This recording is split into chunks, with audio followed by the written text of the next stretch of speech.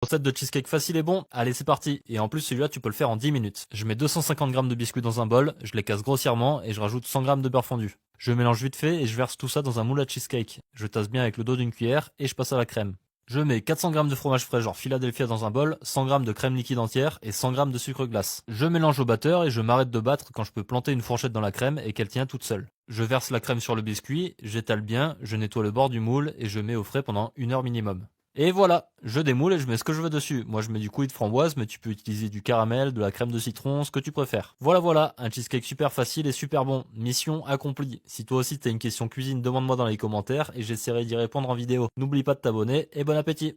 Faire un délicieux banoffee facilement à la maison. Dans un bol, je mets 250 g de biscuits spéculoos que je mets en miettes en me servant d'un verre. J'ajoute 100 g de beurre fondu, je mélange et je jette tout ça dans le fond d'un moule. J'utilise un ramequin ou un verre pour tasser ma base de biscuits et je la mets de côté. Je plonge une conserve de 250 g de lait concentré sucré dans une casserole d'eau bouillante et je la laisse cuire 1h30. Je la sors de l'eau et surtout j'attends qu'elle refroidisse totalement avant de l'ouvrir. Quand c'est bon, je l'ouvre et j'étale la confiture de lait sur ma base de biscuits. Je coupe 3-4 bananes en rondelles d'environ 1 cm et je les dépose sur le caramel. Place maintenant à la crème fouettée. Je verse 250 g de mascarpone, 40 g de sucre glace et 50 centilitres de crème liquide entière dans un bol et je bats au batteur ou au fouet jusqu'à ce que le mélange se transforme en une crème fouettée bien épaisse. Je recouvre mon gâteau de crème fouettée, j'étale bien, je nettoie les bords du moule pour que ce soit propre et je finalise en râpant un peu de chocolat sur la crème fouettée. Je mets au frais 1 ou 2 heures et c'est tout. Je peux aussi dresser mon banoffee en verrine, c'est plus simple et super esthétique. Voilà un dessert gourmand et facile à faire à la maison. Retrouvez la version longue de cette vidéo sur ma chaîne YouTube au bord de l'assiette.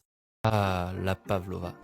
Dans un grand saladier, versez 4 blancs d'œufs si possible à température ambiante et une pincée de sel. Commencez à battre à petite vitesse jusqu'à ce que le mélange devienne mousseux, puis augmentez la vitesse au maximum en ajoutant 220 g de sucre en poudre petit à petit, puis pour avoir une magnifique meringue bien stable, ajoutez le jus d'un demi-citron, puis 20 g de maïzena passé à travers un tamis.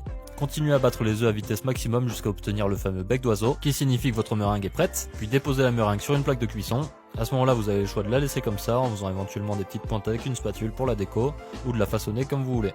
Moi j'ai fait une jolie roue de tracteur, mais vous allez voir qu'après 2 heures de cuisson à 100 degrés, ça a plutôt de la gueule.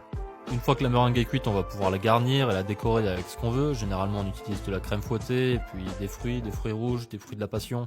Utilisez ce qui vous fait plaisir. Moi, je reste traditionnel avec de la crème fouettée, des fruits rouges et quelques feuilles de menthe. C'est un vrai délice. Et en plus, c'est plutôt joli, non? C'est tout pour la recette de la pavlova. N'hésite pas à t'abonner pour d'autres recettes.